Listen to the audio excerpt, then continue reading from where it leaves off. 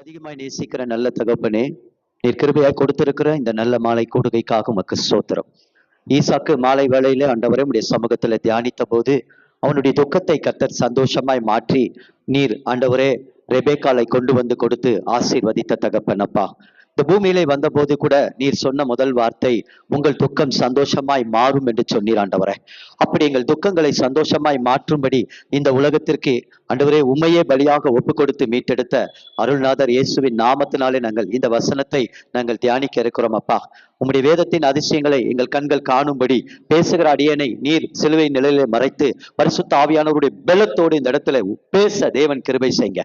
ஒவ்வொரு இருதயத்திற்கு ஏற்ற வார்த்தைகள் இந்த இடத்துல வல்லமையோடு புறப்பட கர்த்தர் கிருபை செய்யுங்கப்பா. அர்ப்பணிக்கிறோம், தாழ்த்துகிறோம், இயேசுவின் மூலம் ஜெபிக்கிறோம் நல்ல பிதாவே, ஆமேன். உன் கூடாரத்தின் இடத்தை விசாலமாக்கு.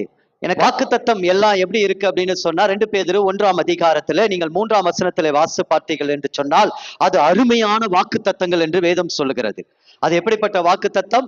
அருமையான வாக்கு தத்தங்கள் உங்களுக்கு அவருடைய திவ்ய வல்லமையினாலே கொடுக்கப்பட்டு உங்களை திவ்ய சுவாபத்திற்கு நடத்துகிறது என்று சொல்லப்பட்டிருக்கிறது.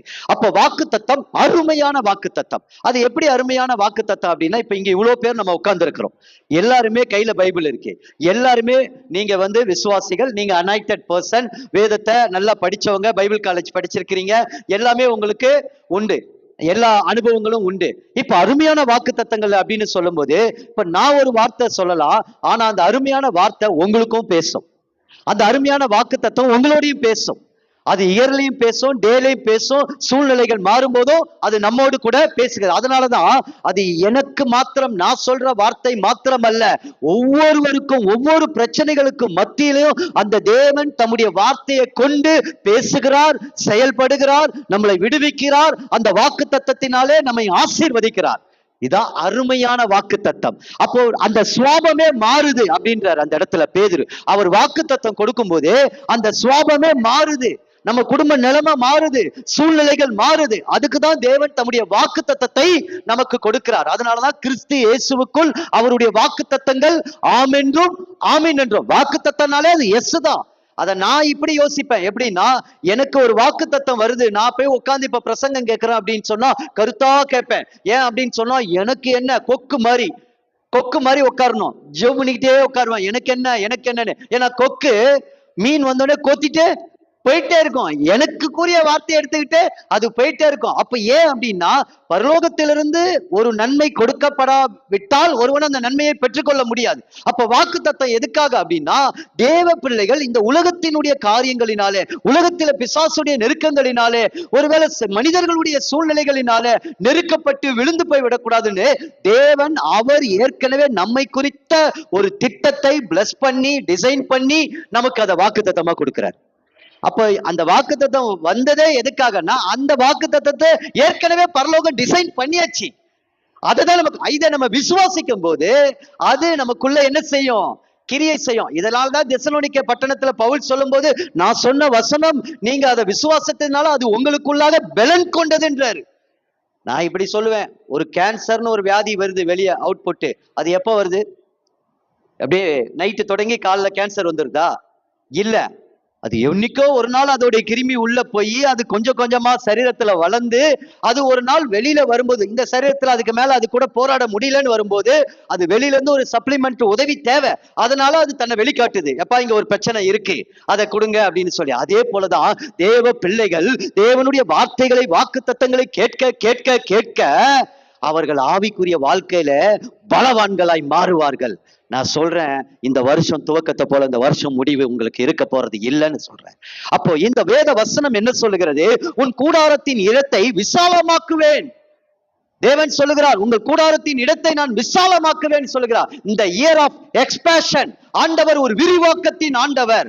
ஆண்டவர் உங்கள் வாழ்க்கையில ஒரு விரிவாக்கத்தை கொடுக்க விரும்புகிறார். எத்தனை பேர் இதை வாஞ்சிக்கிறீங்க? நீங்க ஊழியக்காரங்க இருக்கிறீங்க, இன்னைக்கு கர்த்தருடைய ஊழியத்தை செய்றவங்க தான் நம்ம எல்லாருமே மேக்சிமம் இங்க இருக்கிறோம். அப்ப எனக்கு ஒரு விரிவாக்கம் வேணுமா வேண்டாமா? மோர் தென் ஜெபத்தை 2 காரியத்துல அடக்கிடலாம். ஒண்ணு, ஆண்டவரே எங்களை ஆசீர்வதிங்க, இன்னொன்னு ஆண்டவரே எங்களை பாதுகாத்துக் கொள்ளுங்க. இதனாலதான் பவுல் சொல்றாரு, கிருபையும் சமாதானமும் உங்களுக்கு உண்டாகுது. கிருபை ஆசீர்வாதத்தை கொண்டு வரும், தேவ சமாதானம் நமக்கு தெய்வீக பாதுகாப்பை கொண்டு வரும். ஹல்லேலூயா. அதனாலதான் ஒவ்வொரு நிருபங்களும் ஆரம்பத்துல பாருங்க, கர்த்தராகிய இயேசு கிறிஸ்துவினுடைய கிருபையும் சமாதானம், அது ஆரோனுடைய ஆசீர்வாதம். அததான் பவுல் எடுத்து அப்படி சொல்றாரு. ஆரோனுடைய ஆசீர்வாதம். என்னாகமோ 6ஆம் அதிகாரத்துல வாசிக்கும் போது கடைசியில ஆரோன், கர்த்தர் சொல்றாரு மோசேயை பார்த்து, நீங்க ஜனங்களை பார்த்து இவ்விதமா ஆசீர்வதிங்க அப்படின்னு. கர்த்தர் உங்கள் தமது முகத்தை உங்கள் மேல் பிரசன்னமாக்கி அவர் கிருபையா இருக்க கடவர். கர்த்தர் உங்கள் முகத்தில் பிரசன்னமாக்கி அவர் சமாதானத்தை அருளி காக்க கடவர். அப்ப கிருபையும் சமாதானம் காக்கும். அப்ப ஆண்டவர் நம்மளை எந்தெந்த காரியத்துல விரிவாக்க போகிறார்? நான் சுருக்கமாக வேகமாக சொல்லுகிறேன். இந்த ஆண்டு ஆண்டவர் நம்முடைய ஆவிக்குரிய வாழ்க்கையை விரிவாக்க போகிறார். எதிலெல்லாம் விரிவாக்க போகிறார்? எனக்கு அன்பான தேவ ஜனங்களே, நம்முடைய விசுவாசத்தை கர்த்தர் விரிவாக்க போகிறார். நம்முடைய விசுவாசம் 2025 இருப்பது போல இல்ல, 2026 அதனுடைய எல்லைகளை விரிதாக்க போகிறார். நீங்க அதை வாஞ்சிங்க, கட்டாயம் உங்க விசுவாசம் 2026 பெருசா மாறப்போகிறது. இரண்டாவது, என்னுடைய ஜெப வாழ்க்கை. ஒருவேளை எனக்கு வயதாகலாம், சரீரத்தில் எனக்கு பலவீனம் வரலாம், ஆனா ஆவியில உங்களுக்கு சோர்வு இல்லாதபடி உங்களை ஜெப ஆவியை ஊற்றி ஆண்டவர் அந்த ஜெபத்திலே உங்களை விரிவாக்க போகிறார். ஹல்லேலூயா.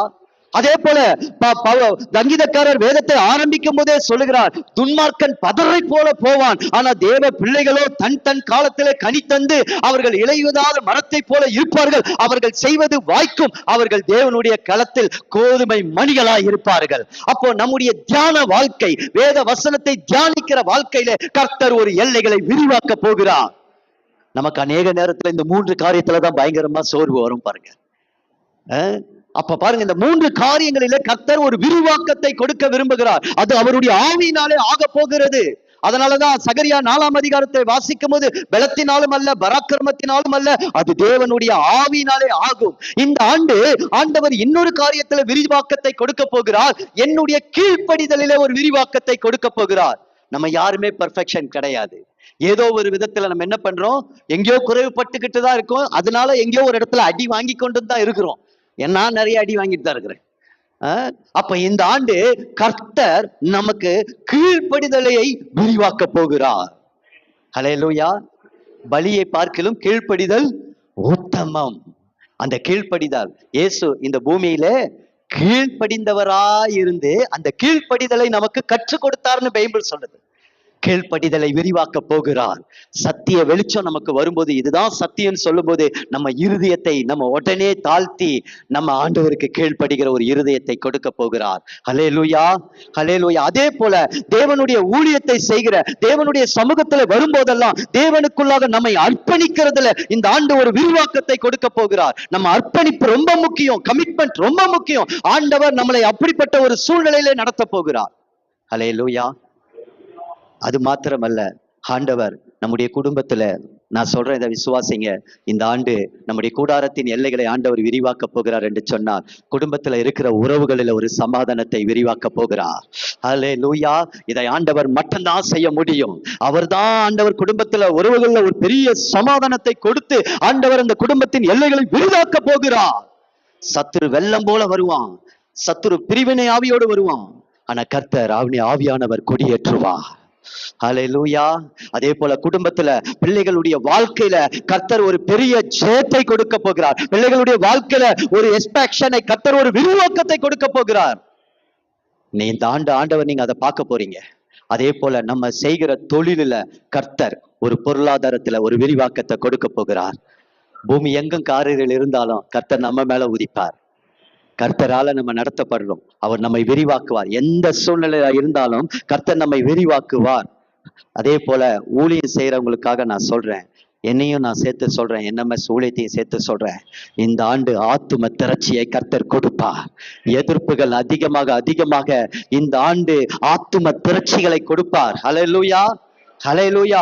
ஏன்னா என்னுடைய ஆண்டவருடைய கை குறுகின கை அல்ல, அவருடைய கை விசாலமானது. அதனாலதான் தாவீது சொல்லுகிறார், நான் நெருக்கத்துல இருந்து கர்த்தரை கூப்பிட்டேன், கர்த்தர் என்னை விசாலத்துல கொண்டு போய் வைத்தார். தாவீதுடைய வாழ்க்கை ஆடு மேய்க்கிறதுல ஆரம்பித்தது, தாவீதுடைய வாழ்க்கை அரண்மனையில போய் முடிந்தது. சங்கீதம் 122 சொல்லும்போது சொல்லுகிறார், இந்த அலங்கத்துக்குள்ளே சுகமும் இந்த அரண்மனைக்குள்ளே சமாதானமும் இருக்கும் என்று சொல்லுகிறார். கர்த்தர் ஒவ்வொருவருக்கும் அந்த அரண்மனை வாழ்க்கையை கர்த்தர் கொடுப்பார். ஹல்லேலூயா, ஹல்லேலூயா. விரிவாக்கத்தின் ஆண்டவர் உன் கூடாரத்தின் இடத்தை விசாலமாக்கு, உன் வாசஸ்தலங்கள் திரைகள் விரிவாக்கட்டும், தடை செய்யாதே என்று சொல்கிறார். அடுத்த வசனம் சொல்கிறது, நீ வலதுபுறத்திலும் இடதுபுறத்திலும் இடம் கொண்டு பெருகுவாய். அப்ப பாருங்க, ஒரு விரிவாக்கத்தின் ஆண்டவர். நான் யோசிக்கிறேன், ரெண்டு ஹஸ்பண்ட் அண்ட் ஒய்ஃப், 2 பிள்ளைங்க. அவங்களுக்கு எவ்வளவு பெரிய ஒரு வீடு இருந்தா ஓகே? சரி, இவ்வளவு பெரிய வீடு இருந்தா ஓகே, சந்தோஷம். ஒரு பிரேயர் மீட்டிங்கு, ஒரு ஹால், கார் ஓட்டுறதுக்கு பார்க்கிங், ஒரு நல்லா இருக்கிறதுக்கு ஸ்டடி ரொம்ப இருந்தா ஓகே. ஆனா எல்லைகளை கர்த்தர் விரிவா. ஃபர்ஸ்ட் வசனம் வாசிங்க, அதுல முதல் வசனம்.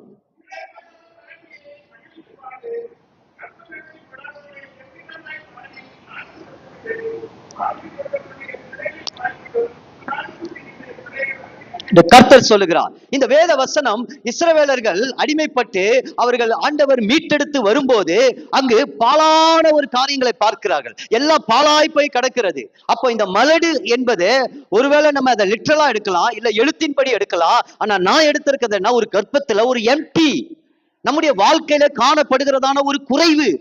அப்ப இந்த குறைவைத்தான் இந்த தேவன் விசாலமாக்கும்படி, அதை விரிவாக்கும்படியாக அவர் நமக்குள் வாசம் பண்ணுகிறார்.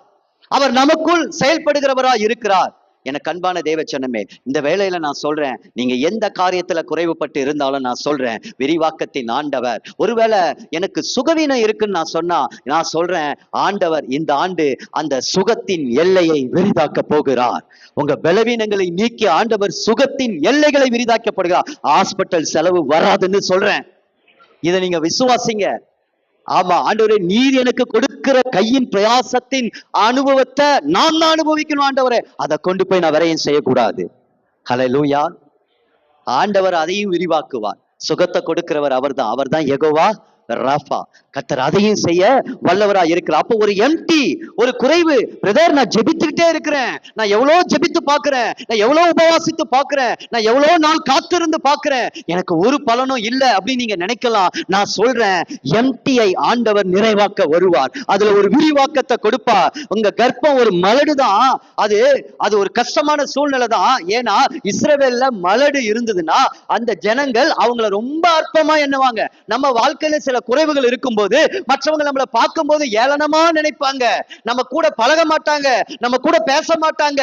ஆனா கர்த்தர் நம்ம வாழ்க்கையில நின்னு, அவர் உங்கள் நடுவில் நின்னு அவருடைய சிங்காசனத்துக்குரிய ஆளுகை ஆசீர்வாதத்தை கொடுக்கும் போது அவங்க எல்லாம் நம்மளை தேடி வருவாங்க. எத்தனை பேர் விசுவாசிங்க? ஆமேன். இந்த அனுபவத்தை இந்த ஆண்டு கர்த்தர் நமக்கு கொடுக்க போகிறார், ஊழியத்துல கொடுக்க போகிறார். இன்னைக்கு ஊழியம் செய்யறவங்க, நீங்க போய் பல இடங்கள்ல பிரசங்கம் பண்றீங்க, உங்க வாழ்க்கையில கர்த்தர் அப்படி கொடுக்க போகிறார். அந்த எல்லைகளை கர்த்தர் விரிதாக்க அவர் வல்லவராய் இருக்கிறார். அப்ப பாலா கிடக்குது, எம்டியா கிடக்குது. இதை எப்ப செய்வாரு? யாருக்கு செய்வாரு? 5வது வசனத்தை வாசிங்களேன்.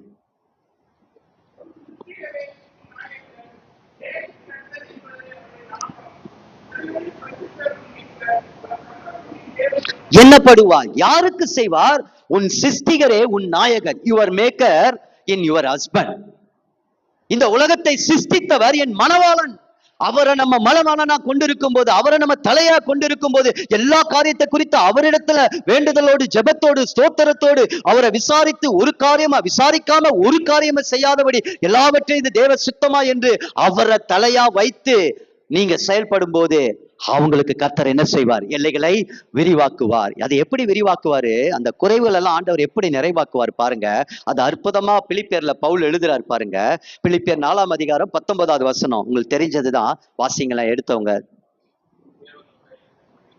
தேவன் தம்முடைய ஐஸ்வர்யத்தின்படி நம் குறைவுகள் எல்லாம் கிறிஸ்துவின் மகிமையிலே உங்களுக்கு அதை நிறைவாக்குவார். இந்த வார்த்தையை ஏன் சொல்றார் தெரியுமா? சுவிசேஷ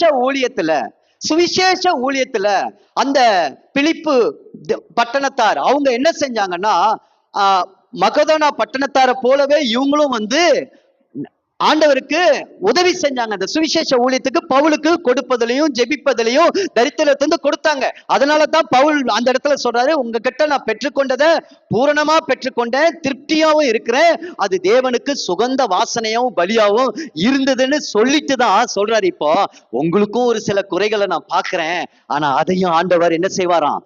நிறைவாக்குவாராம். ஒரு தேவ மனிதன் இவ்விதமா சொன்னதை நான் கேள்விப்பட்டேன். அதை நம்முடைய விசுவாசத்துக்காக இந்த வசனத்தோட ஒப்பிட்டு சொல்றேன் பாருங்க. தேவனை இங்க எப்படி சொல்றாருன்னா, ஐஸ்வர்யம் உள்ள தேவன். அதனாலதான் ஒரு இடத்துல நம்ம வாசிக்கும் போது, நீங்க தேவனிடத்துல ஐஸ்வர்யம் உள்ளவர்களா இருங்க அப்படின்னு சொல்றாரு. அப்போ தேவனிடத்துலதான் நம்ம ஐஸ்வர்யம் உள்ளவர்களா இருக்கணும் அப்படின்னு சொல்றாரு. அது இன்னொரு நாள் அந்த டாபிக்கை நம்ம தியானிச்சுட்டு நான் வரேன். அது என் மைண்ட்ல ஓடிக்கிட்டே தான் இருக்கு. எப்படி தேவனிடத்துல நம்ம ஐஸ்வர்யவான்களா இருக்கணும், தேவன் ஐஸ்வர்யம் உள்ளவர், அப்ப அவரிடத்துல நாம எப்படி ஐஸ்வர்யம் உள்ளவர்களா இருக்கணும் அப்படின்றத நம்ம ஆராய்ச்சி செஞ்சு இன்னொரு நாள் நம்ம தியானிக்கலாம். ஆனா இங்க என்ன சொல்றாரு பாருங்க, இப்போ இந்த இடத்துல சொல்ல வரும்போது அந்த குறைவுகளை கிறிஸ்துவின் மகிமையில அவர் நிறைவாக்குவாராம். அதுக்கு ஒரு தேவ மனிதன் சொல்றாரு, இப்போ 2 மீன் 5 அப்பம் எடுத்துக்கலாமா? 2 மீன் 5 அப்பம். அப்போ அந்த 2 மீன் 5 அப்பம் ஒருத்தர் வந்து கொடுக்குறாரு. அந்திரேயாவோ பேதுருவோ யாரோ போய் அதை வாங்குறாங்க, அதை வாங்கி கொடுக்குறாங்க. அப்ப கொடுக்கும்போது அது 2 மீன் 5 அப்பம் தான். முதல்ல அதுக்கு முன்னாடி ஆண்டவரே சொல்றாரு, என்ன சொல்றாரு, சீசர்களை பார்த்து நீங்களே அவங்களுக்கு பரிமாறலாமே அப்படின்றாரு. ஆண்டவர் இவ்வளவு பேருக்கு போனோம்னா எங்க போய் வாங்கணும் அப்படின்னு அவங்க யோசிக்கிறாங்க. பட் கூட பக்கத்துல இருக்கிறவர் யாரு? குறைவை நிறைவாக்குகிறவர் அவரு. ஆனா அது அவங்களுக்கு தெரியல. அப்போ என்ன செய்யறாரு, அந்த அப்பத்தை வாங்கி அந்த தேவ மனுஷன் எப்படி சொல்றாருன்னா, கூடையில அந்த அப்பத்தை பிச்சு பிச்சு பிச்சு 10 கூடையில வச்சாங்களாம். மீனை பிச்சு பிச்சு பிச்சு வச்சாங்களாம். ஒரு ரவுண்டு 50 பேரா பந்தி இருக்க வச்ச உடனே இப்போ தேவன் என்ன செஞ்சிட்டாரு, அந்த அப்பத்தை எடுத்து அப்படியே மேல பார்த்து ஸ்தோத்திரம் பண்ணி அதை ஆசீர்வாதத்தை தாங்கன்னு சொல்லிட்டு, இங்க 3 நாள் பாவம் வந்து கர்த்தருடைய வார்த்தைய வசனத்தை தாகமா கேட்ட இந்த ஜனங்கள் கிட்ட அவங்களுக்கு பசியா அனுப்புறதுக்கு ஆண்டவருக்கு என்ன செய்யல, மனசு வரல. எனக்கு பரலோகம் என்ன செய்யுதுன்னு அப்படின்னா, ஒரு எம்டி ஆதியாகமா 1 விளத்தை சிருஷ்டிக்கிறாரு, 2 பாத்தீங்கன்னா ஒழுங்கின்மையும் வெறுமையா இருந்ததுன்ற ஒரு எம்டினஸ் பாக்குறாரு. இப்ப அந்த டாபிக் நம்ம உள்ள போக வேண்டாம். எம்டினஸ் பாக்குறாரு. அதுக்கப்புறம் பாக்குறாரு, அவர் வார்த்தையினாலே எல்லாவற்றையும் சிருஷ்டித்தார். மொத்தம் 22 சிருஷ்டிப்புகளை சிருஷ்டிக்கிறார். அங்க அந்த 6 நாள்ல 22 சிருஷ்டிப்புகளை சிருஷ்டிக்கிறார். அதுல கடைசி சிருஷ்டிப்பு யாரு? இல்ல கரெக்டா சொல்லுங்க, எனக்கு கேட்கல காது. ஏவாள். இன்னைக்கு சகோதரிமார்கள் எல்லாம் சொல்றேன், நீங்க எல்லாம் நிறைய ஸ்ட்ரகிள் ஆகுறீங்க. நான் உங்களை ஊக்கப்படுத்துறதுக்காக நான் சொல்றேன். தேவனே ஒரு சகோதரிய கடைசி ஆதாமுக்கு அதுதான் நிறைவாவே பாக்குறாரு. நீங்க தான் நிறைவானவங்கன்னு நான் சொல்றேன். ஒரு குடும்பத்துக்கும் நீங்க தான் நிறைவு, சபைக்கும் நீங்க தான் நிறைவு, எல்லாத்துக்கும் நீங்க தான் நிறைவா இருக்கிறீங்க. அப்ப பாருங்க, கர்த்தர் சகோதரிய கொடுத்ததே எதுக்காகனா, ஆதாம் ஒரு குறைவா இருக்கிறான், நிறைவா கர்த்தர் கொடுத்திருக்கிறார். அல்லேலூயா. அப்ப பாருங்க, குறைவா நிறைவாக்குறாருன்னா அந்த தேவ மனிதன் எப்படி சொல்றாருன்னா, நான் அதை இமேஜினேஷன் அவர் பண்ணி சொல்றாரு. என்ன சொல்றாருன்னா, அந்த கூடை எடுத்துட்டு போகும்போது பேர் என்ன இது 10 கூட நிறைய இப்படி இருக்கு, எப்படி நம்ம போய் சர்வ் பண்ணும்போது ஒருத்தர் அப்படியே போய் சர்வ் பண்ணிட்டு அந்த கூடையை அங்க வச்சுட்டு அப்படியே வராங்களாம். அடுத்த கூடையிலேயே மறுபடியும் அப்பமும் மீனும். அப்ப ரொட்டேஷன்ல போகும்போது அப்ப என்ன சொல்றாரு, கர்த்தர் பரலோகத்துல ஒரு பேக்கரியை உடனே இமிடியேட்டா கிரியேட் பண்ணி அங்க அப்பத்தையும் மீனையும் சுட்டு கொண்டு வந்து வச்சிட்டாரு. எதுக்காக இதை சொல்றேன்னா, நம்முடைய ஆண்டவரும் நம்முடைய வாழ்க்கையில கிறிஸ்து மகிமையில, ஏன்னா இப்ப அவர் எங்க இருக்கிறாரு, மகிமையில இருக்கிறார். அந்த மகிமையில இருந்து நமக்கு ஆண்டவர் நம்ம குறைவை நிறைவாக்குகிறவராய் இருக்கிறார். ஹல்லேலூயா. கானா ஒரு கல்யாணத்துல ஒரு குறைவு வந்தது. என்ன குறைவு? எல்லாருக்கும் அது தெரியும். திராட்சரசம் குறைவுபட்டது, அவ்வளவுதான். அது குறைவுபட்டதுன்னா அவ்வளவுதான், வாழ்நாள் முழுசும் அந்த தம்பதியுடைய லைஃபே ஸ்பாயில் ஆயிருக்கும். ஆனா பாருங்க, கர்த்தர் அந்த இடத்துல இருந்தார். இதுல நான் இன்னொரு சத்தியத்தை சொல்றேன், ஆண்டவர் இருக்கிற இடத்துல குறைவு இல்லை அப்படின்னு நம்ம பாடுறோம், அது உண்மைதான். ஆனா ஆண்டவர் இடத்துல இருக்கிற இடத்துல அங்க குறைவு பட்டுது. ஆனா ஆண்டவர் இருந்தார், நிறைவாக்குகிறவர் கூட இருந்தார். அந்த தண்ணீர் திராட்சரசமா மாறினது. அதை மோண்டவங்களுக்கு தெரியாது, பந்தி விசாரிப்பவங்க தெரியாது. அங்கேயும் கிறிஸ்துவின் மகிமை பரலோகத்துல ஒரு பெரிய சேனை நமக்கு நம்முடைய குறைவை நிறைவாக்கும்படியா, சபையுடைய குறையை நிறைவாக்கும்படியாக தேவன் இன்னும் செயல்பட்டு கொண்டே தான் இருக்கிறார். ஹல்லேலூயா, ஹல்லேலூயா. அதனாலதான் உன் கூடாரத்தை கர்த்தர் என்ன செய்வார், விசாலமாக்குவார். அதுக்கு எதையும் தடை பண்ணிடாதீங்க. அதற்கு தடை யாருன்னா மனுஷரிகம் தான் தடை, வேற எதுவுமே தடை கிடையாது. அதே போல 1 ராஜாக்கள் 17 என்னன்னு தெரியல, அதுல பாத்தீங்கன்னா ஒரு ஊழியக்காரருடைய மனைவி, அந்த மனைவி அவர் பாவம் ஊழியக்காரர் தான். அங்க தீர்க்கதரிசி பள்ளி அப்படின்னு இருக்கும் பழைய ஏற்பாட்டுல, அதுலதான் வந்து தீர்க்கதரிசிகள்லாம் இருப்பாங்க, அதுலதான் படிப்பாங்க. அப்படிப்பட்டவங்களதான் தீர்க்கதரிசியா அங்கீகாரம் பண்ணுவாங்க இஸ்ரவேலர்கள். அப்படிப்பட்டதுலதான் எலியா, எலிசா எல்லாரும் இருந்தாங்க. அப்படி அந்த இடத்துல இருந்த ஒரு தீர்க்கதரிசி. ஆனா அவர் இல்ல, அவங்க மனைவி, அவர் கடன் பட்டு போயிட்டார். இப்ப கடன் பட்டு போன உடனே என்ன ஆச்சு, அவன் கடன் வாங்கினவன் கட்டாயம் அவன் பிள்ளைய அடிமையா கேட்கிறான். அப்ப அடிமையா கேட்கும் போது அந்த இடத்துல எலிசா வரும்போது என்ன கேட்கிறாரு, உனக்கு என்ன பிரச்சனை அப்படின்போது உங்ககிட்ட என்ன இருக்குன்னு கேட்கிறாரு. அப்போ ஒரே ஒரு குடம் என்னதான் இருக்குன்னாரு. அந்த இடத்துல ஒரு அற்புதமான வார்த்தை வருது. அவனும் அவங்க பிள்ளையும் அறை வீட்டுக்குள்ள போய் கதவை பூட்டி, உனக்கு எவ்வளவு பாத்திரம் இருக்கோ அதுல எல்லாம் அந்த எண்ணெயை வார்த்தினாரு. ஆனா அந்த எண்ணெய் என்ன செஞ்சது? அந்த பாத்திரங்களை ஊத்த ஊத்த ஊத்த எண்ணெய் வந்துகிட்டே இருந்தது. பாத்திரம் முடிஞ்சது, எண்ணெய் நின்னது. நம்முடைய குறைவை ஆண்டவர் நிறைவாக்குவா. அதை விற்று நீ கடனை தேரு. இன்னைக்கு கடன்பட்ட வாழ்க்கை இருக்குன்னா அதுல ஒரு ஆவிக்குரிய சத்தியம் என்ன தெரியுமா? உங்க அறை வீட்டுக்குள்ள போட்டுங்க. பெற்றோர்கள் பிள்ளைகள் எல்லாம் கடனை ஆண்டவருடைய சமூகத்துல வச்சு அபிஷேகமா ஜெபம். அந்த அபிஷேகம் அந்த நுகங்களை முறிக்கும். கடனை அடைக்க சூழ்நிலையே இல்லைன்னு இருந்தா கூட நான் சொல்றேன், இன்னைக்கு எத்தனையோ மோர்தன் நான் போற இடங்கள் எல்லாம் அநேக பிரச்சனை என்ன அப்படின்னு சொன்னா கடன் பிரச்சனை, கடன் பிரச்சனை. ஆனா கடனை கர்த்தர் முறிப்பார், அந்த எல்லைகளை கர்த்தர் விரிவாக்குவார். எனக்கு அன்பானவர்களே, இந்த 3 காரியத்திலையும் இந்த கிறிஸ்துவின் மகிமையிலே தேவன் தம்முடைய ஐஸ்வர்யத்திலிருந்து குறைகளை நிறைவாக்குவார். இந்த ஆண்டு கர்த்தர் நம்மை நிறைவாக்குவார். அதை விசுவாசிங்க. எந்த எல்லையில இன்னைக்கு எனக்கு தெரியாத உங்க பிரச்சனை, ஆனா அந்த பிரச்சனை எல்லாம் இப்போ நீங்க அனலைஸ் பண்ணி பாருங்க. உங்க இருதயத்துக்குள்ள அப்படியே ஓடட்டும். அந்த தீர்க்கதரிசியின் மனைவிக்கு செய்தது போல 2 மீன் 5 அப்பத்தை ஜனங்களுக்கு 5000 பேருக்கு போஷித்து அற்புதத்தை செய்தது போல, ஆண்டவரே காணாவூர் ஒரு திருமண காரியத்துல ஒரு அற்புதத்தை செய்து தண்ணீரை திராட்சரசமாய் மாற்றி ஒரு அற்புதத்தை செய்தது போல கர்த்தர் நமக்கும் செய்ய வல்லவர். அவர் விரிவாக்குவார். எம்டி எல்லாம் நிறைவாகும்னு நான் சொல்றேன். ஆமேன். சரி, இப்ப நான் கடைசியா பாயிண்ட்டுக்கு நான் முடிச்சிடுறேன். இப்ப இதை யாருக்கு செய்வார்? அதான் ரொம்ப முக்கியம். யாருக்கு முதல் செய்வார் பாப்போம். முதல் காரியத்தை நம்ம பார்ப்போம். ஆதியாகமம் 26 எடுத்துக்கோங்க. ஒரு 3 காரியத்தை சொல்றேன். இந்த 3 பேருக்கு கர்த்தர் அவங்கள இந்த ஆண்டு விரிவாக்குவார். அவங்கள எப்போயுமே விரிவாக்கி கொண்டே தான் இருப்பார் ஆண்டவர். அவங்க குறுகி போகவே மாட்டாங்க. அவங்கள கர்த்தர் எப்பவுமே விரிவாக்கமா தான் வச்சிருப்பாரு. அவங்க ஊழியத்தையும் விரிவாக்குவாரு. அவங்களுடைய ஜெபம் எல்லாத்தையும், நான் ஆரம்பத்துல சொன்ன சில விஷயங்கள், இன்னும் நான் மறந்த விஷயங்கள் எல்லாவற்றையும் ஆண்டவர் விரிவாக்கும்படி வருவார். யாருக்கு விரிவாக்குவார்? வாசிக்கலாம். ஆதியாகமம் 26:2 வாசிங்க யாராவது. 1-2 வாசிங்க.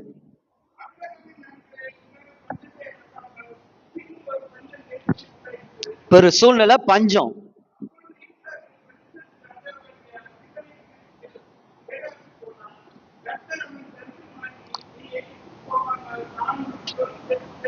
குடியிரு. நான் ஒரு காரியத்தை மாத்திரம், கண்டென்ட்டை மாத்திரம் சொல்றேன். ஏன்னா நீங்க வேதங்களை நல்லா அறிஞ்சதுனால, கர்த்தருடைய அன்பை நீங்க ருசிச்சதுனால நான் இதுல ஒரே ஒரு, கர்த்தர் யாரை விரிவாக்குவார், யாருடைய எல்லையை விரிவாக்குவார் என்று சொன்னா தடையே இல்லாம விரிவாக்குவார். எந்த தடைகளும் அவங்களுடைய விரிவாக்கத்தை தடுக்கவே முடியாது. அவங்க பிள்ளைகள் சந்ததி எல்லா விரிவாக்கத்தையும் கர்த்தர் விரிவாக்கி கொண்டே தான் இருப்பார். யார? கர்த்தருடைய வார்த்தைக்கு கீழ்ப்படுகிறவங்கள. அங்க ஒரு பஞ்சம், பஞ்சத்துல இங்கே ஈசாக்கு ஓடிடக்கூடாது. பஞ்சத்துல யாரு ஓடினார்? அவங்க அப்பா ஓடினார்ல. ஓடினால்தான் வேற ஒரு ஆகார் என்ற ஒரு அடிமை பெண்ணு வந்தாங்க. ஆனா இங்க கர்த்தருடைய வார்த்தை ஈசாக்குக்கு வருகிறது. நீங்க எகிப்துக்கு போகாமல். எகிப்து எதை குறிக்கிறது? பழைய பாவத்தை குறிக்கிறது, பழைய சுவாபத்தை குறிக்கிறது, நம் பழைய மனுஷனை குறிக்கிறது. நாம கர்த்தர் எப்படி உளையான சேற்றிலிருந்து தூக்கி எடுத்தாரோ அந்த உளையான சேற்றை குறிக்கிறது. ஒருவேளை என் வாழ்க்கையில சில காரியங்கள் நடக்காம இருக்கலாம், அமைதலா இருக்கலாம், தேவன் செயல்படாம இருக்கலாம். அதுக்காக தேவன் செயல்படுகிறவர் என்ன ஆசீர்வதிக்கலன்னு சொல்லி போகக்கூடாது. கர்த்தர் ஒரு கிரியை நடப்பிக்கிற வரைக்கும் என்ன செய்யணும்? அவருடைய வார்த்தைய கை கொண்டே இருக்கணும். கர்த்தர் ஈசாக்குக்கு அதை தான் சொல்றாரு, எகிப்துக்கு போகாத. ஆனா அதே போல அவன் போகாம அவன் கர்த்தருடைய வார்த்தைக்கு கீழ்ப்படிஞ்சு இருந்ததுனால சில சம்பவங்கள் அங்க நடந்தது. அவங்க மனைவியை இன்னொருத்தன் கண்ணு போட்டான். ஆனா கர்த்தர் அவரை காப்பாத்தி, கர்த்தர் என்ன செஞ்சார்? அவனை காப்பாற்றி கொண்டு வர்றாரு. இப்ப 12ஆம் வசனம் வாசிங்க. அற்புதமான வசனம்.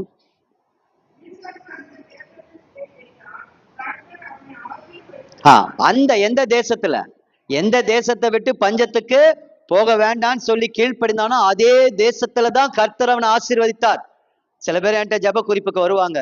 என்னன்னா, பிரதர் இந்த வீட்டுல ரொம்ப பிசாசு தொல்லையா இருக்கு, பிரதர் இந்த வீட்டுல ரொம்ப பில்லி சூனியா இருக்கு, திடீர்னு பாத்திரம் ஆடுது, அப்படி இப்படின்னா அப்படி இப்படின்னு சொல்லுவாங்க.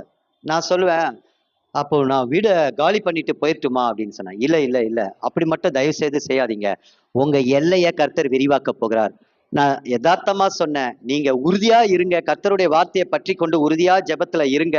கர்த்தர் உங்களை கொண்டு வந்தது இங்க அவர் தானே, இதெல்லாம் ஒண்ணும் இல்லை, இதெல்லாம் நீங்க சும்மா பிசாசு உங்களை பயன்படுத்துறான், தைரியமா நீங்க இங்க இருங்க, உங்க எல்லையை கர்த்தர் விரிவாக்குவார்னு நான் சொன்னேன். போன வருடம் பக்கத்து பிளாட்டையும் சேர்த்து வாங்கிட்டாரு. இப்ப பாத்தீங்கன்னா ஒரு வீடு பெருசா இருக்கு. என் மனைவி அவனையும் கூப்பிட்டுட்டு இருக்கிறாரு, வாங்க வந்து ஜோமன்ட்டு போங்க, ஜோமன்ட்டு போங்க அப்படின்ட்டு சொல்லி. எங்களால போக முடியாம இருக்கு. 15 நாளா நாங்களும் ட்ரை பண்றோம், போகவே முடியல. அப்ப பாருங்க, கர்த்தருடைய வார்த்தைக்கு கீழ்ப்படிஞ்சு இருந்தா, ஏன்னா ஈசாக்குக்கு ஒரு கர்த்தர் ஒரு அருமையான வாக்குத்தத்தம் வச்சிருக்காரு. என்ன? நீ பழுகி பெருகும்படி ரெகேபோத். ஆனா அவனை பொறாம கொள்றாங்க. அதுக்கப்புறம் என்ன சொல்றாங்க, அவங்க அப்பாவுடைய திறவை போய் வெட்டுறான். அதுக்கப்புறம் அந்த இடம் தண்ணி வந்தோன்னு எங்களுதுன்னு சொல்லி வந்து ஒரு குரூப் சண்டை போடுது. அப்ப சித்தினா சிமிர்னா தொல்லை வாக்குவாதம் எல்லாம் வருது. ஆனா அதே தேசத்துலதான் கர்த்தர் என்ன செய்கிறார்? ரெகோபோத்தை உண்டாக்குகிறார். இன்னைக்கு நம்முடைய வாழ்க்கையிலும் கூட கர்த்தர் நம்மளை எங்க வச்சிருக்கிறாரோ அதே இடத்துல நம்ம எல்லைகளை விரிவாக்குவார். யார? கர்த்தருடைய வார்த்தைக்கு கீழ்ப்படிந்து அவருடைய சத்தத்துக்கு செவி கொடுக்கிறவர்களை கர்த்தர் விதமாய் நடப்பார். ஒரு வசனத்தை நான் இன்னைக்கு காலையில வாசிச்சேன். அந்த ஒரு வசனத்தை மட்டும் வாசிக்கலாமா? எரேமியா 38:20 யாராவது ஒருத்தர் வாசிங்களேன். அந்த வார்த்தைக்கு எவ்வளவு நம்ம கீழ்ப்படியும் போது அது பாருங்களேன், நமக்கு எவ்வளவு நன்மையை கொண்டு வருதுன்னு பாருங்க.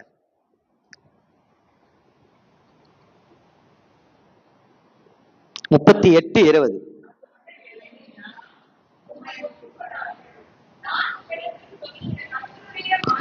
நான் உம்மிடத்தில் சொல்லுகிற கர்த்தருடைய வார்த்தைகளை செவி கொடும், நன்மை உண்டாகும். அப்ப வார்த்தை என்ன கொண்டு வரும்? செவி கொடுக்கும் போது அது நன்மையை கொண்டு வரும், நன்மையை கொண்டு வரும். இன்னைக்கு யார கர்த்தர் விரிவாக்குவார் அப்படின்னா அவருடைய வார்த்தைக்கு. அதான் ஏசாயா சொல்லும் போது இவ்விதமா சொல்றாரு, ஆண்டவரே உம்முடைய வசனத்துக்கு நடுங்குகிறவனையே நான் நோக்கி பார்ப்பேன் என்று சொல்லுகிறார். இன்னைக்கு நம்ம வார்த்தைக்கு கீழ்ப்படியும் போது, வார்த்தைக்கு செவி கொடுக்கும் போது, பைபிள் படிக்கிறது நமக்காக படிக்கணும், அந்த வார்த்தை எனக்காக படிக்கணும், அது என்னுடைய வாழ்க்கையை மாற்றணும்னு படிக்கும் போது கர்த்தர் நம்முடைய கூடாரத்தின் எல்லைகளை விரிவாக்குவார். அல்லேலூயா. 2வது காரியம் பாருங்க, இதை தெரிஞ்ச ஒரு சாப்டர் தான், ஆனா நான் ஒரு கண்டென்ட் மட்டும் சொல்றேன். 1 நாளாகமம் 4:10. இது நமக்கு எல்லாருக்குமே தெரிஞ்ச வசனம். இதுல நான் பார்த்த ஒரு விஷயம் என்னன்னா, ஜெபிக்கிறவர்களை கர்த்தர் விரிவாக்குவார். ஜெபம் வேணும், ஜெபம் வேணும். வேலை வேலை வேலைன்னு ஓடுறோம், வேலைன்னு ஓடுறோம், ஆனா ஜெபத்துக்கு நேரம் கொடுக்கறதே இல்லை. நான் சொல்லுவேன், இஸ்லாமியர்களை குறித்து அன்னைக்கு நான் உட்கார்ந்து இருக்கிறேன், 2 மணிக்கு அப்படியே தேடுறாங்க. நான் உட்கார்ந்து இருக்கேன், வந்து என்கிட்ட கேட்கிறான், இங்க மசூதி எங்க இருக்கு, மசூதி எங்க இருக்கு அப்படின்னு சொல்றான். அப்போ நம்ம ஆட்கள் அதை உதாரணம் பண்ணி சொல்றாங்க, இன்னைக்கு புறஜாதிகள் கூட இப்படியாக ஓடுகிறார்கள், ஆனா தேவ பிள்ளைகளோ ஜெபிக்க நேரம் இல்லை என்று இருக்காங்க. நான் அப்படி யோசிக்கல, என் தாட்ஸ் அப்படி வரவே வராது. ஏன் தெரியுமா? அவங்கள ஃபாலோ பண்றதுக்கு நம்ம ஆள் கிடையாது, நம்மளதான் அவங்க ஃபாலோ பண்ணணும். ஏன்னா இயேசு சொன்ன வார்த்தை தான், நானே வழியும் சத்தியமும் ஜீவன் தான். அதுல மாற்று கருத்தே கிடையாது. இயேசு எனக்குள்ள இருக்கிறார், என் வீட்டுக்குள்ள இருக்கிறார், எனக்குள்ள அபிஷேகமா இருக்கிறார் அப்படின்னா என்னதான் ஒருத்தர் ஃபாலோ பண்ணணும். அப்போ நான் அப்பாவுக்கு நன்றி சொன்னேன், ஆண்டவரே ஒரு குறிப்பிட்ட நேரத்துல கட்டி ஓடுறாங்க, ஆனா எப்ப கூப்பிட்டாலும் எங்க அப்பா என்ன தேடி வர அவர் எனக்கு சமீபமா இருக்கிறார். நான் சில நேரங்கள்ல சோர்ந்துதான் போயிடுறப்பா, காலைல எந்திரிக்க முடியல, முன்ன மாதிரி என்னால காலைல எந்திரிக்க முடியல, சரீரம் ஒத்து வரல, ஆனாலும் நான் எப்போ கூப்பிட்டாலும் உம்முடைய சமூகத்துல எப்போ இருந்தாலும் பரிசுத்த ஆவியினுடைய வல்லமையினால என்னை நிரப்புறீங்களே, அதற்காக நான் கர்த்தரை ஸ்தோத்தரிக்கிறேன்னு சொல்றேன். இந்த யாபேசுடைய வாழ்க்கை, அவங்க அம்மா ஏதோ ஒரு மனுஷன் செஞ்ச தப்புனால அவங்க அம்மா அவனை துக்கத்தோடு பெற்றெடுத்ததுனால, ஒரு மனுஷன் செஞ்சதுனால தான் பிள்ளைக்கு என்ன பேர் வைக்கிறாங்க? யாபேஸ்ன்னு வைக்கிறாங்க. அந்த ஒரு வசனத்தை வாசிக்கலாமா? 10ஆம் வசனத்தை.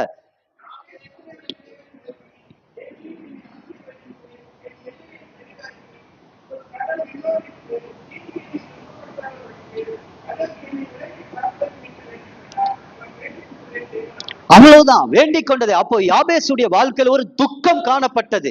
யாக்கோப்பு 5ஆம் அதிகாரம் 13ஆம் வசனம் இவ்விதமாய் சொல்லுகிறது, ஒருவன் துன்பப்பட்டால் அவன் ஜெபம் பண்ண கடவன்.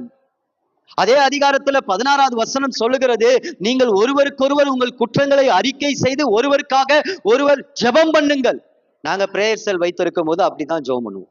எங்களுக்குள்ள ஒரு அன்பு இருக்கும். எப்படி இருக்கும்னா, இந்த ஜெபத்துல எப்படி இருக்கும்னா, எனக்கு கொஞ்சம் இந்த சின்ன இந்த பழக்கங்கள்லாம் கொஞ்சம் இருக்கு சகோதரரே, என்னுடைய காரியம் நீங்கும்படி எனக்காக நீங்க ஜெபம் பண்ணுங்க. அது எனக்கு துக்கமா இருக்கு, அதை என்னால விட முடியல, அதை என்னால ஓவர் கம் பண்ண முடியல அப்படின்னு ஒருவர் குற்றத்தை ஒருவர் அறிக்கை செய்து அவங்களுக்காக ஜெபம் பண்ணுங்கள் என்று. ஆனா யாபேஸ் அந்த ஜெப வாழ்க்கை அவனுடைய எல்லைகளை என்ன செய்தது? விரிதாக்கினது. தீங்கு அவனை துக்கப்படுத்தாதபடி தேவனுடைய கரம் அவனோடு கூட இருந்து அவரை ஆசீர்வதித்தது. ஜெப வாழ்க்கை ரொம்ப முக்கியம். மற்றவர்களுடைய பாரத்தை நம்ம எடுத்து ஜெபிக்கிறதும் மிகவும் முக்கியம். நான் இன்னைக்கு ஊழியர்களுக்கெல்லாம் ஒரு டைரி எடுத்துட்டு வந்திருக்கிறேன். இது என்னுடைய காம்ப்ளிமெண்ட் தான். Dear god. இதுல ஃப்ரெண்ட்ஸ், ரிலேட்டிவ் மற்றும் இவங்களை அன்பு கூர்ந்து நீங்க ஜெபிக்க போறீங்க. யோபு தன் சிநேகிதனுக்காக ஜெபிக்கும் போது யோபு சிநேகிதன் மேல தேவனுடைய கோபம் வருது. நல்லா கேளுங்க, இன்னைக்கு இந்த உலகத்தின் மேல தேவனுடைய கோபம் வந்துகிட்டு இருக்குது. குமாரன் கோபம் கொள்ளாமலும் அப்படின்னு சங்கீதம் 2ஆம் அதிகாரத்துல வாசிக்கிறோம். தேவ கோபம் வந்துகிட்டு இருக்கிறது. ஆனா தெரிந்து கொள்ளப்பட்டவர்களின் நிமித்தமாகத்தான் அந்த நாட்கள் உபத்திரவங்கள்லாம் என்ன செஞ்சிட்டு இருக்கு, குறைஞ்சிக்கிட்டே இருக்கு. அப்போ யோபுவோடைய ஃப்ரெண்ட்ஸ் மேல தேவன் கோபம் வந்துருச்சு, அழிக்கதான் போறாரு. அவங்க அவ்வளவுதான், சாம்பல் ஆயிடுவாங்க. இப்ப யோபுடைய முகத்தை பாக்குறாரு, ஒரு ஆவிய போடுறாரு. அந்த ஆவி அவனுக்குள்ள ஊற்றப்பட்டோன்னே அவன் அந்த பாடுகளுக்கு மத்தியிலும் அந்த துக்கத்துக்கு மத்தியிலும் அவன் ஜெபிக்கிறான் மற்றவர்களுக்காக. அப்போ கர்த்தர் அவனுடைய சிறையிருப்பை மாற்றினார். எலியாவும் நம்மை போல பாடுள்ள ஜெபத்தை இன்க்ரீஸ் பண்ணுங்க. நான் என்ன சொல்ல வரேன்னா, பிரேயர் பாயிண்ட்ஸ் கிடைக்கலன்னா கூட பரவாயில்ல, உங்க அப்பா கிட்ட எதனால நீங்க பேசிக்கிட்டே இருங்க, ஸ்தோத்திரம் பண்ணிக்கிட்டே இருங்க, ஏதோ ஒண்ணு சொல்லிக்கிட்டே இருங்க. மனுஷன் தான் கேட்க மாட்டான், இவங்ககிட்ட இதுக்கு மேல பேசினா வேலைக்கு ஆகாது, நம்ம காரியம் ஒன்னும் ஆகாதுன்னு. ஆனா ஆண்டவர்கிட்ட நீங்க என்ன பேசினாலும் கேட்பாரு. ஏன்னா நீங்க பேச பேச அவருடைய முகத்தின் ஒளி உங்க மேல பிரகாசித்து உங்க மேல ஜெப ஆவி வந்துடும். உங்க பலவீனத்துல நீங்க எப்படி ஜெபிக்கணும்னு அந்த ஆவி அவர் கொடுக்கும்போது உங்களுக்குள்ள நீங்க அறியாத எட்டாத காரியத்தை ஊற்றி, இது என்னுடைய வாழ்க்கையில அநேக நேரத்துல நான் அனுபவிச்சிருக்கேன். ஜெபிக்க முடியாது, அந்த மைண்ட் இருக்காது. ஆனா அவர் சமூகத்துல போயிட்டு அப்படியே புலம்பிக்கினே இருப்பேன், ஏதோ ஒண்ணு ஊட்டிக்கிட்டே இருப்பேன். ஆனா கொஞ்ச நேரத்துல பாத்தீங்கன்னா ஒரு அனாயிட்டிங் இறங்கும் பாருங்க. அப்ப நான் சிந்திக்காதது என்னாதது எல்லாவற்றையும் அந்த ஆவியானவர் பலமா என் மேல கொடுத்து என்னை ஜெபிக்க வைப்பார். அப்போ நான் வெளியே வரும்போது அப்படியே ஒரு பிரகாசத்தோடு நான் வருவேன். ஜெபிக்கிறவங்க எல்லைகளை கர்த்தர் விரிவாக்குவார். யாபேசுடைய எல்லைகளை விரிவாக்கினார். இன்னைக்கு வரைக்கும் யூதர்களுடைய பாடசாலை, அதாவது வேதாகமா பாடசாலை எங்க நடக்குதுன்னா யாபேசுடைய வீட்டுல தான் நடக்குது. ஜெபிக்கிறவங்கள வீடு சத்தியத்துக்கு தூணாக மாறும். நான் இந்த வீட்டை நான் சாட்சியா சொல்லுவேன். இந்த வீட்டுல அநேக ஜெபத்துக்கு இவங்க வாசலை திறந்து கொடுக்கறதுனால அநேக சத்தியத்துக்கு தூணாக, வானத்துக்கு வாசலாக இந்த வீடு இருக்கிறது. நம்மளும் ஜெபிக்கிறவங்களா மாறிட்டோம் அப்படின்னு சொன்னா அது சத்தியத்துக்கு தூணாக மாறும். ஹல்லேலூயா. 3வது காரியம் கடைசியா நம்ம சொல்லிட்டு, இந்த 3 காரியங்கள் நமக்கு வேணும். யோபு 36:11 வசனத்தை வாசிங்களேன். இவர்களை 36:11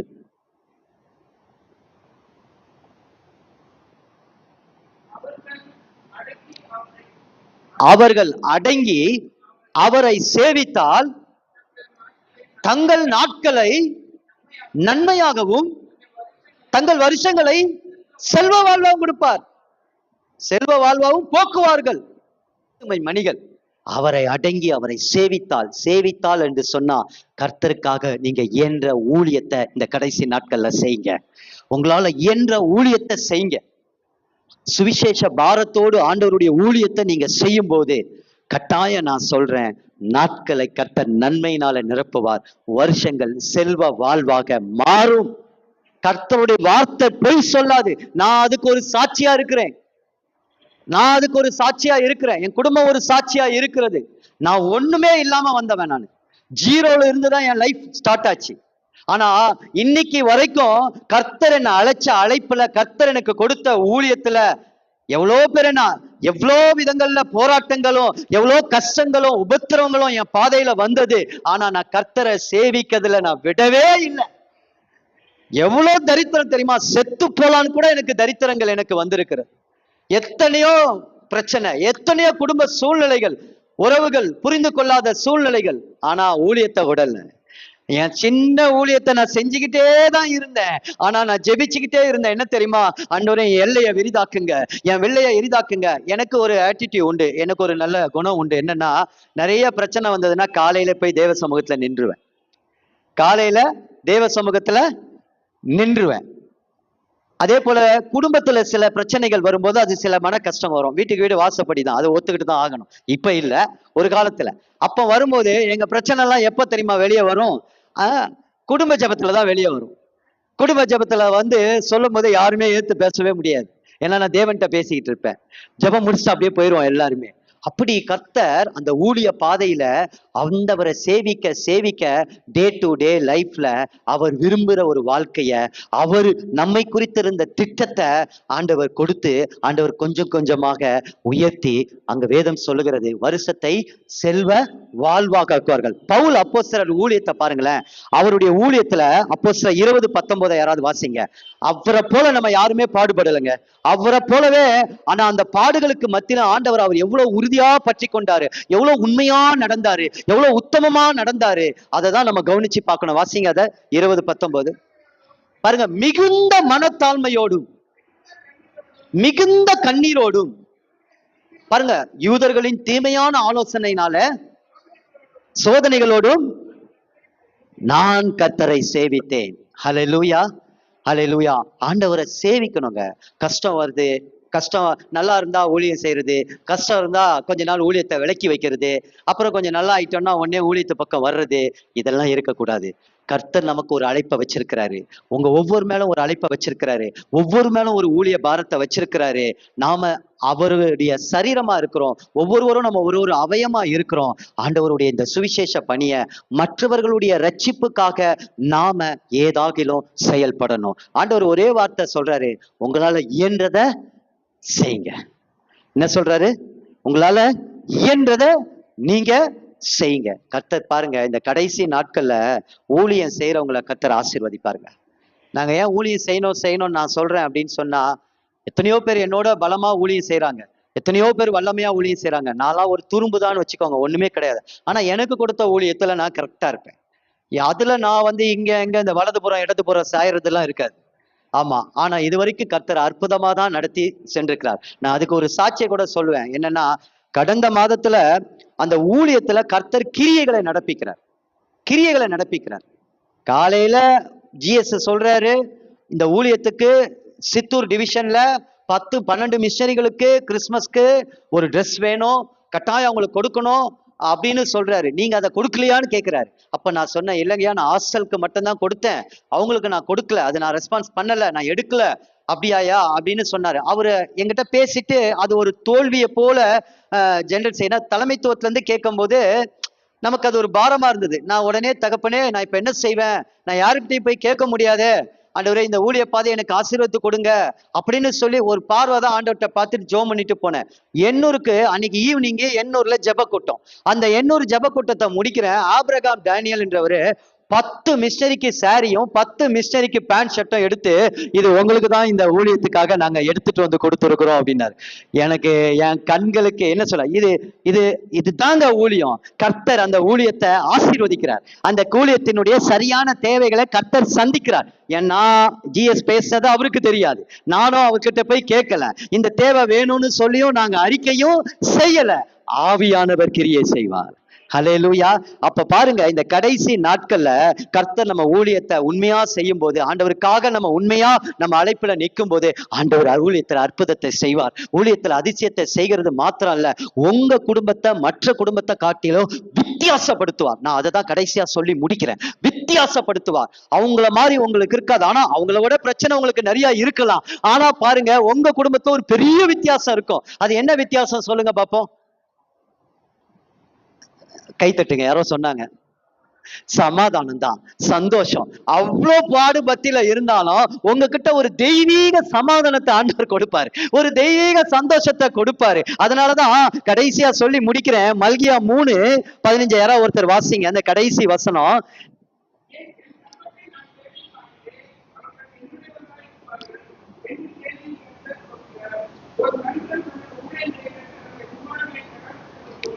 நான் கடாட்சிப்பேன். அங்க அழகா சொல்றாரு பாருங்க, 15ஆம் வசனம். தீமை செய்கிறவர்கள் திடப்படுகிறார்களே.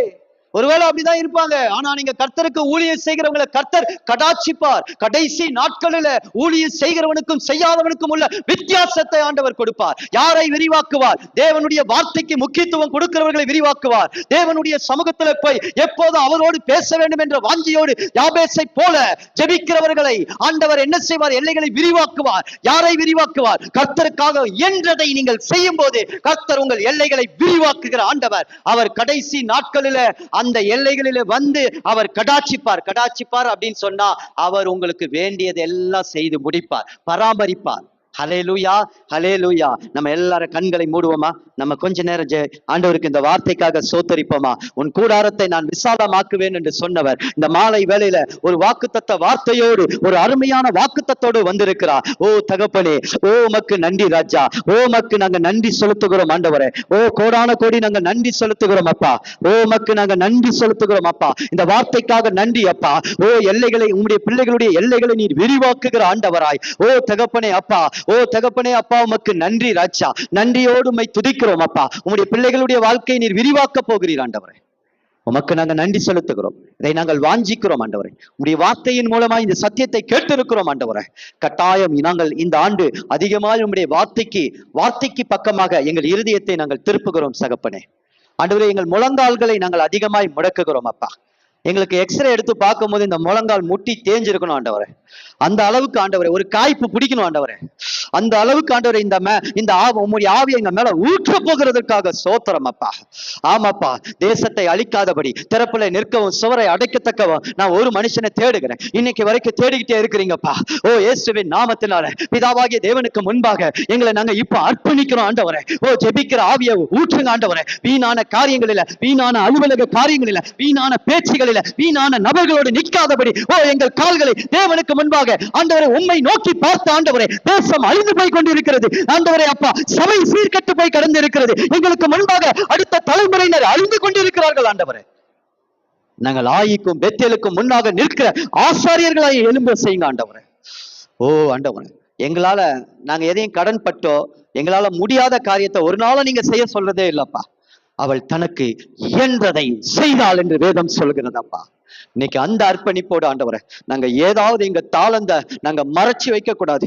எங்களுக்குரிய ஆஸ்தியை நாங்க புதைச்சு வைக்க கூடாது ஆண்டவரே. நாங்க இன்னைக்கு அதை அர்ப்பணிக்கிறோம் ஆண்டவரே. எங்களை விரிவாக்குகிற உங்களுடைய கரம் எங்கள் மத்தியிலே வந்திருப்பதற்காக உமக்கு ஸ்தோத்திரம் அப்பா. ஆண்டவரே, நீர் இந்த வார்த்தையின்படி எங்கள் எல்லைகளை விரிதாக்கி நீர் ஆண்டவரே சந்தோஷமும் சமாதானமும் மகிழ்ச்சியோடு எங்களை நடத்த போகிற கிருபைக்காக நன்றி. இயேசுவின் நாமத்தினாலே நாங்கள் ஜெபிக்கிறோம் நல்ல பிதாவே, ஆமென்.